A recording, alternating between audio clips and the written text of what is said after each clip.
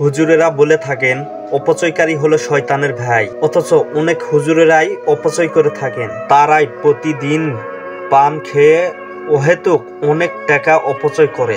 1 minute পান তাদের মুখের ভেতরে না থাকলে অস্থিরতা কাজ করে। কেউ পানকে যদি উপকারী মনে করে খায়, তাহলে সে শুধু পান পাতা এবং তার সঙ্গে কালিজিরা সহ খেলে তার উপকারে আসবে, তাও আবার প্রতিনিয়ত নেশা হিসেবে নয়। আর পানের সঙ্গে চুন, এই চুন তৈরি হয় ঝিনুক থেকে এবং পাথর থেকে। এই পাথর আর ঝিনুক কি মানুষের খাবার হতে পারে?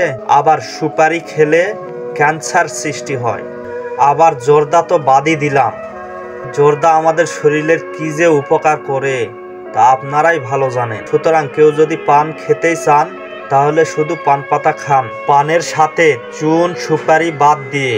সুতরাং কেউ পানকে নেশা হিসেবে খায়েন না এবং অহেতুক টাকা অপচয় করেন না, নিজের ক্ষতি করেন না। সুতরাং আজই আপনারা নিজেদের এই বদ অভ্যাসটি বাদ দিন, যে বদ অভ্যাসটি আপনার মুখে 1 মিনিট না থাকলে আপনাকে অস্থির করে তোলে। হুজুরদেরকে বলার উদ্দেশ্য হলো সাধারণ মানুষজন তাদেরকে ফলো করে চলে, বিধায় আগে তাদেরকে সংশোধন হতে হবে।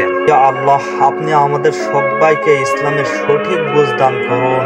আমিন।